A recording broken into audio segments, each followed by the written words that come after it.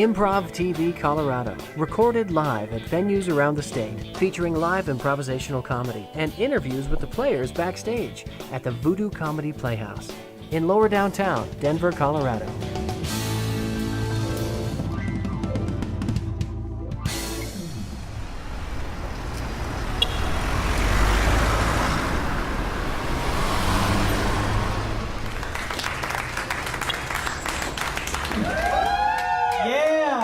Now to introduce you to this fine show of Improv TV, please welcome Tom Smaldo! Hey! Hi, folks! Thanks for coming out to the Voodoo Comedy Playhouse for the first time ever filmed improv TV show. Yay! Okay, so tonight we're going to do something really cool. It's called the Armando. And what the Armando is an interview with one of the players that we play with. He's going to sit on the stool. He's going to tell hopefully a really interesting story. And then we're going to take what he says, and without any rehearsal or anything memorized, we're going to play around with that. Okay? So I'd like to introduce you to the people that we're going to be playing with. So if I could bring out my group. Come on out! This is Asa. This is Bree. This is Raul. Okay, so the next two guys are going to be playing throughout the night, but when the one person is talking, he unfortunately has to sit out to preserve the integrity of the show. Okay, so let's get the rest of them out. Reed and Arash. Yeah. So, it was decided by coin flip that Arash would go first. That's correct. Reed, you have to sit down and play with us. Damn it. Okay, Arash gets the stool though. I get the stool. You can't. Don't steal my stool, man. All right, cool. So for me to get started, I guess I just need a suggestion of any word. Flamingo. Flamingo. Nice. Flamingo. Okay. When I'm on stage, I try to keep a totally clean slate and clear head when I'm out there. The worst thing I think you can do in improv is to try to have a preconceived notion or idea to go out with, where if you're in a clear-headed space and are just listening and accepting what's happening out there, magic happens with your scene partners. Flamingo. They're not flamingos, they're actually peacocks. But when you go to the Denver Zoo, they have peacocks all over the place. And it always fascinated me as a kid whenever I go to the zoo, whether it be like for a school trip or as an adult, because it's kind of creepy as an adult that I go to the zoo since I have no kids or a wife. Yeah. I just kind of go by myself, but I do this, and it fascinates me that these peacocks are all around. But an interesting story I had once heard about the zoo, and I want to try this. I don't know if it's possible anymore or not, but there was a guy for 10 years set up a booth at the parking lot entrance of the Denver Zoo and collected $5 a car for parking. Now, if you actually knew anything about the zoo, you know that the parking is free. And the city, when they would go and do audits, assumed that he was a zoo employee, so they never asked him any questions. And the zoo assumed that he was a city employee, so they also never asked him any questions on why he showed up every day charging $5 a car for parking. And this dude did it for like 10 years. And a buddy of mine and we sat there, we calculated per average how many visitors goes to the zoo in a year.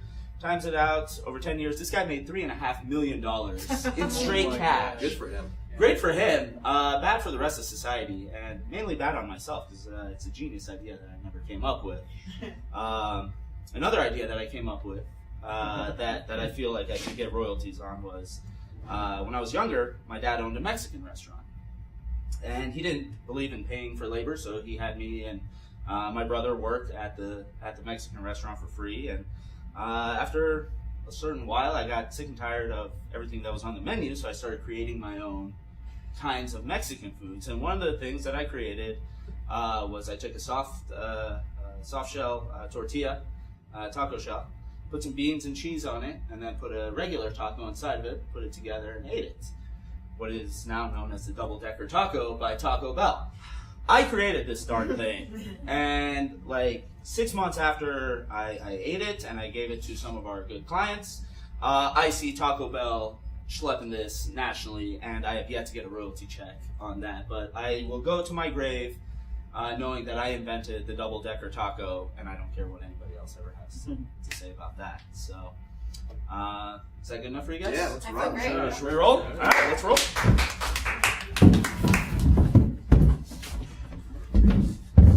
Okay, kids, just take your playtime, all right? We'll come back in 5 minutes for snacks, okay? Snacks. Look, Jeremy, you can't just be coming to my daycare. You don't have a child here. You don't have any children. This is inappropriate. Bro, come on. Come on. What do I gotta do? Come on, man. Well, It's a daycare. It's cool. There's toys. I get to nap. kids, don't worry. Don't Hey! worry. I'm taking care of it, okay? I got next! No. I got next! Next on what? kickball! Next what? You cannot play kickball. Why can't I play kickball? Jeremy, you're 48 years old. So I'll beat them. That's not the point. You should beat them. But that's not the point. Listen, this is against regulation. Donnie, or should I call you Mr. Tanner? Please, Mr. Tanner, when I'm here. I love improv. I love acting and I'm too lazy to memorize, so I do improv. Improv is completely made up on the spot, and there's something that really translates into real life about having to live in a moment and make it good and cooperate with other people and tell a good story. Mr. Tanner, ever since my wife left me, I have nothing to do during the day. I mean, I know I should get a job, Yep. but I'm not qualified. And I just love kids, and I'm not allowed to be around them. Yes, that's why you need to leave. Okay, no, kids. Hey! Stop crying. Stop Come on, crying. It's shut gonna be up! Okay. No! Are you telling me to shut up? No, Or I'm the telling children? I'm telling Emily to shut up because she traded me an Oreo for an apple and it was a bad deal. Emily is 4. Well, she well- doesn't understand economics Kick yet. her in the teeth is what I'll do. That's economics to me. I don't want to have to lay hands on you. But I will, on behalf of the children, on behalf of Emily and all the others that you've cheated. Listen, I'm just gonna sit right over here. I'm gonna stand here and I'm gonna play with the wire thing with all the little blocks in it. I need you to leave. Come on, man. I need this. Please. Let me get out of the house. I haven't done anything in like a week. I'm going crazy. I've got bed sores. Bed sores. Okay, look, don't tell anyone I told you this, but I'm not supposed to be here either. What? Yeah, I lied on my application. When it said, have you ever been involved in a child? No. What? That's Wait, not what? No, hold on. What? So, have you ever been involved in What? child? No. No. No? Alright, that's good to know. Have you ever been involved in a play date?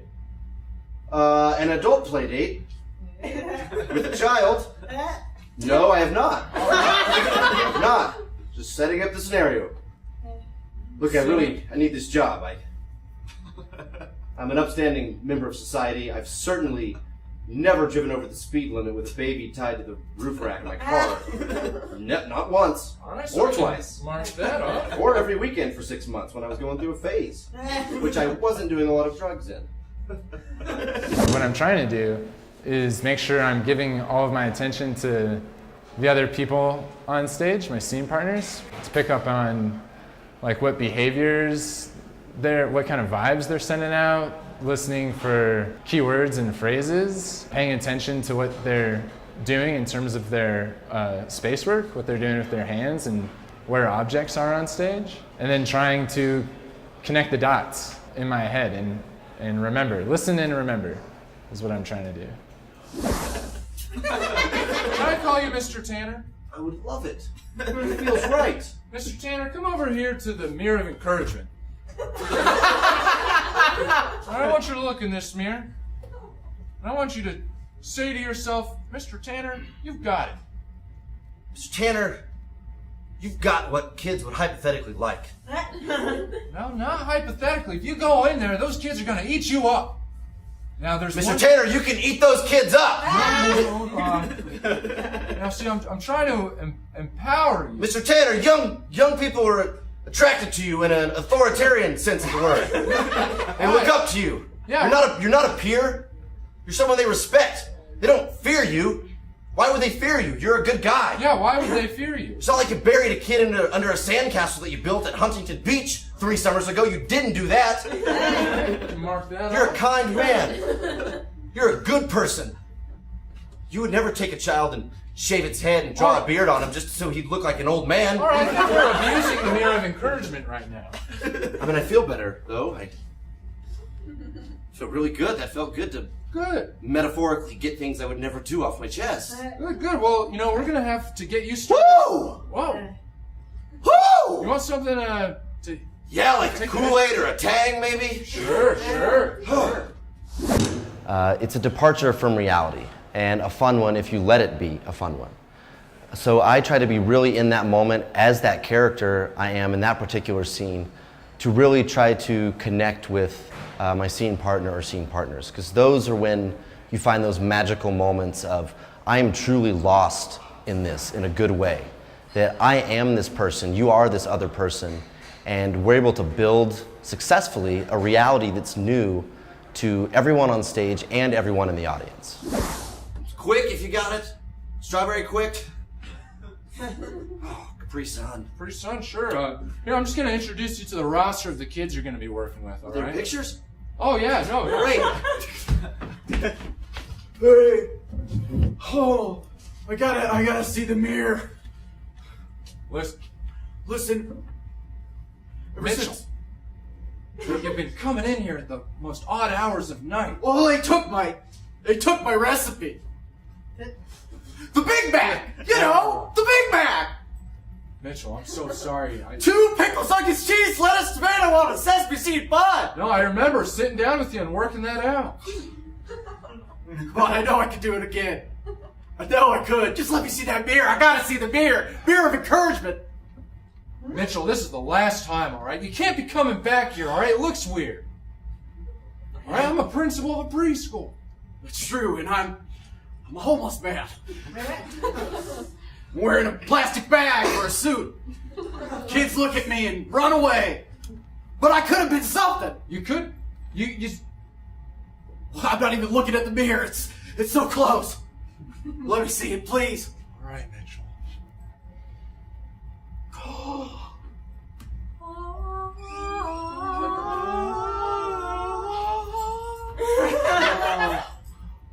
Oh, mirror of encouragement. Tell me what new recipe that I can give to the masses. Tell me. Try toasting a bagel. Try toasting a bagel. Has anyone done that yet? Toasting bagels? Sure. Oh, it's a pretty standard breakfast. Try toasting without any butter? I mean, if you can't eat butter, if you're vegan or lactose intolerant. Okay, mirror of encouragement. Look inside yourself. Only you will think of the perfect thing to bring to make the toasted bagel special. Human food. Me. I'll cut parts of my. Mitchell, you don't have to be so drastic. Listen, Totally not what I meant, by the way. Mitchell, I shouldn't be telling you this, but we have a parking lot and it's free parking. But if you wanted to be a parking attendant, Why did you wink at me? listen, here's the application. I'm going to put this in my filing cabinet, and officially, unofficially, you're going to be the parking attendant at Middlebury Elementary Preschool. Oh, I came up. Is this the booth? Is this where I pay? Yeah. Sorry, I saw a meter. I wasn't sure. Painted. Says parking with a K backwards, so Yeah. it's definitely legit. Oh, gosh, my kids are running late. Oh, I'm so sorry. it's terrible, I don't have any beautiful cash on me. Sorry, what? I said that's terrible. You're a beautiful woman. Thank you. Yeah. Thank you. Sometimes in improv, I get a little insecure about things that I don't know about in pop culture, or like shows that I haven't seen from the 70s, or references that I'm not going to catch, or like politics that I don't know about. But everything that is contained within my personal life experience is going to be different and unique to bring, and that's how everyone is. So that was like super cool to feel adequate, and also to know that everyone else is like someone rich to be gained things from. That makes sense? But I got a job. I got a job to keep, and if you're gonna park here, and I'm parking attendant, we gotta figure out something. Yeah, absolutely. What are you doing? All right. Turns out really far. Sorry, that's not sexual. I know. It's distended. It's been raining. It's been raining. I do that sometimes too. No, but Let really. me pay you. Let me pay you. They're running late to class. One of them said they have a pop quiz today, something about geography. I don't know. It doesn't make sense to me.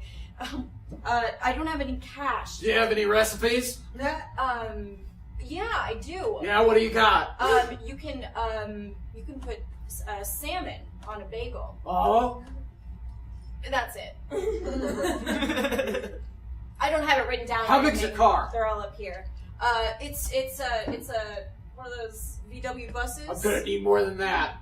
I'm gonna need some accoutrements to go with that salmon on a bagel. All right. Well, you can put milk. What? It's been turned into cream cheese. Oh! First of all, you just said put milk on a bagel. Yeah, and I salmon. know. That's the thing. Like, I cannot keep up with my mind sometimes. I just Neither can I. Yeah. Say, this is so weird. I kind of feel like we hit it off. Are you getting that too? I'm getting that vibe. Yeah. Zoo employees. Zoo employees. As you all know, we recently imported some otters from the river. We want that river. Yes.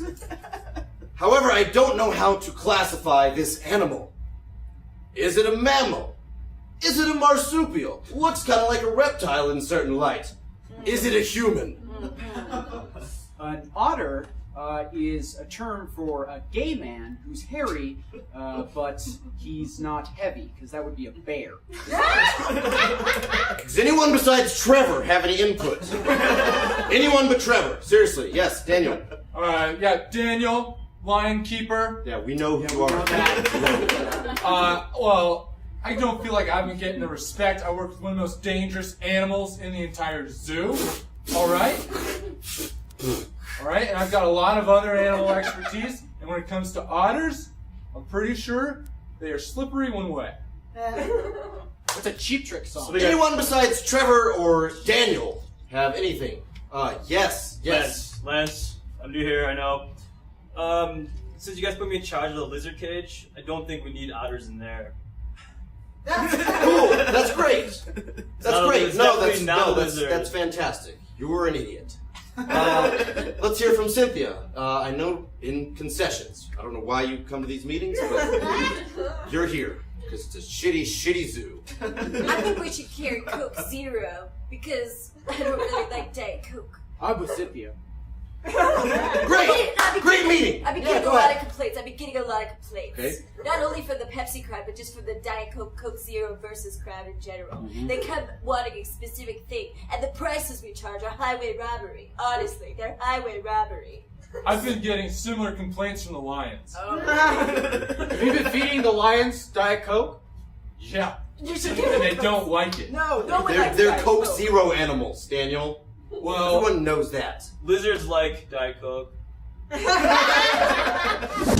And the funny thing is, I was doing stand-up pretty frequently before I got into improv, and I got into improv thinking it'll help my stand-up, but now I don't even do stand-up anymore. Like, I'm like just improv now, right? I do want to get back into stand-up because I do love stand-up, but it's just hard to juggle everything, But improv is great too. Improv is a lot of fun. Met some amazing people. Stand-up is more like individual thing, right? You don't get to work with really anyone, so. I don't know what my end game is. I do want to get back into stand-up, but right now I just love improv, so. Well, then I could give you the potion. Yeah, Trevor. The frogs like Budweiser. Thank you. You're saying that because of a commercial that was on the air about 20 years ago? You've been waiting for that joke? Just wait. Is that why you're working that here? long? Yeah. Okay. All right. Let me ask you a question. Where are the otters now? They're en route from the river. Wait, we just collected it from the river? Yes. River otters are dangerous things. I think what you're messing My with dad is a fire. river otter. Wait, what? What? Otter, his definition.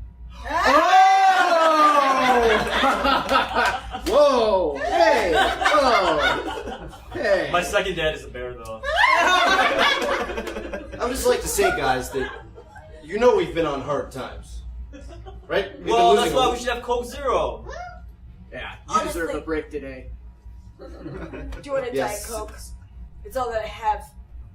I don't have any Coke Zero. The Lions have some ideas about some fiscal maneuvers we could make, and one of those is... Are you sure they're not lying? That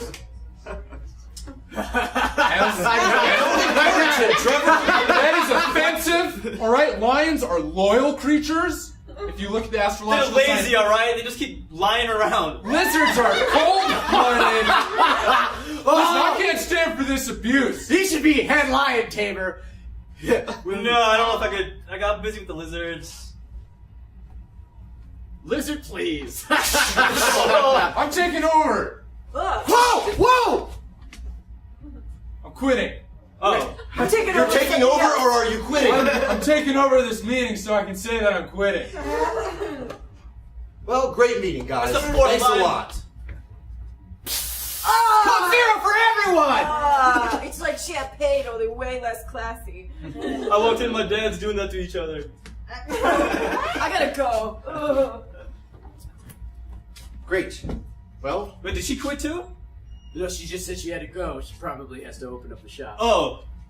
We try and unplug once we start playing, but we're on the sidelines and we're thinking about the stories that they're telling, and we're thinking about why did someone laugh at that? What was so unusual about, Reed telling his story, about comparing himself to a little girl? That just makes me giggle, and I think, okay, well, what's another way that unusual thing can be played out in a different scene?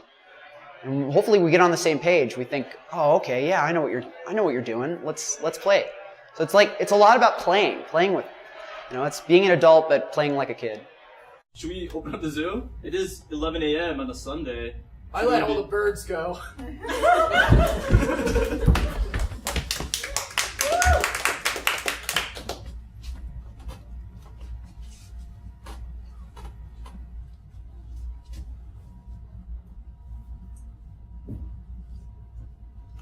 made lasagna? I can tell. It smells really bad. It's always lasagna. Well, isn't it? I tried a new recipe because you haven't liked every other recipe that I've given you. You put custard in the last batch of lasagna. Yeah, And strawberries. And linguine. And cheese. It's called the peacock lasagna. It's got color. Look, I know that you want to stand out and you want to get your dishes noticed at the restaurant, but you can't keep just testing them out on me at home. What? You are my companion. You made a vow. Till death do us part. Well, your food just might kill me, Richard. Okay? I hope it does. I'm sorry. That was harsh. No, that was the first thing you've said with emotion in a long time. I love it.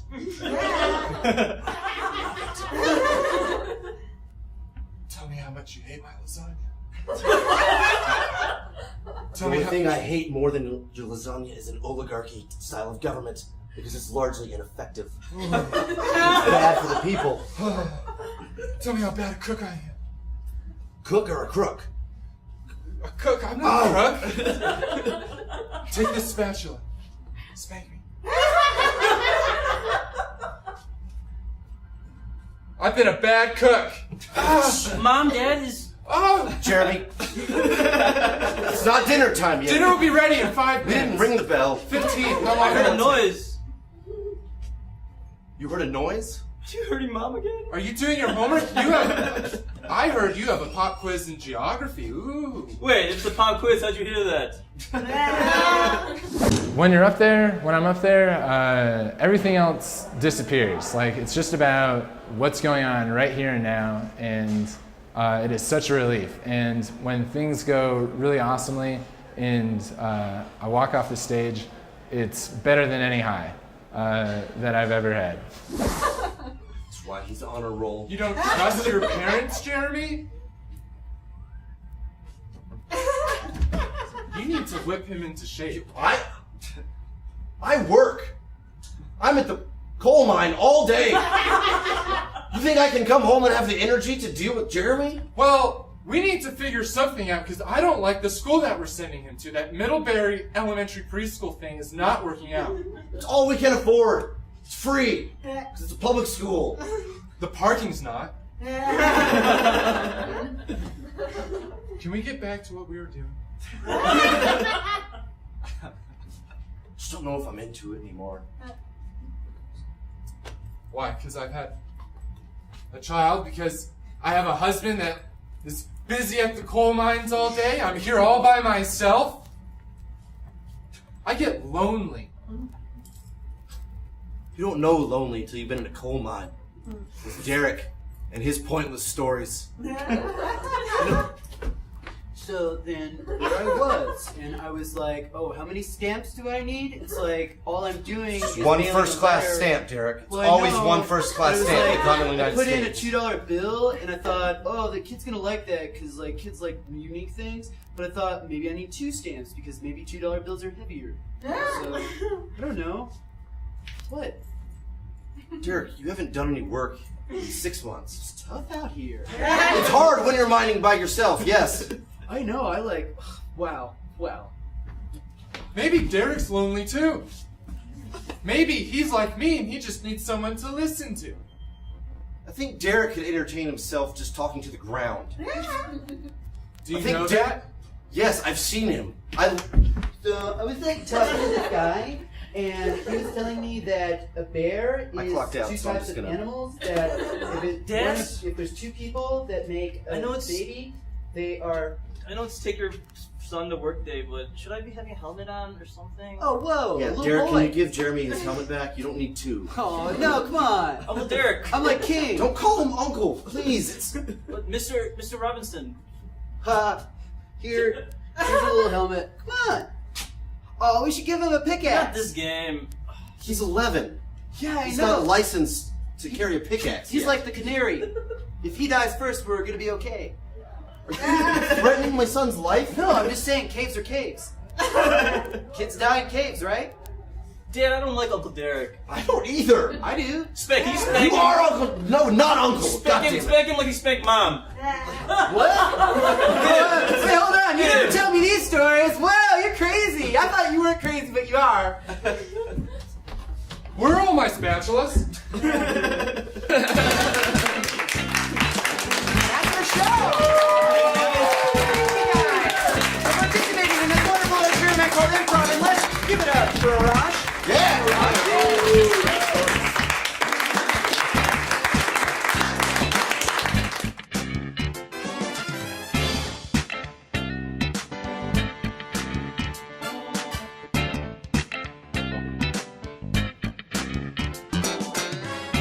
If you're looking to try something new in life, look at improv.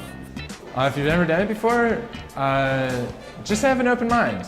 Just do it. It's super fun. Just do it. Everything will get better after you do it. These people are having so much fun with each other, and I feel truly connected to these performers right now. I don't know why, but I feel really connected to them, and I want to be a part of that. There's no downside other than you got to get off and be a regular person afterwards. I love you, Mom. Include that.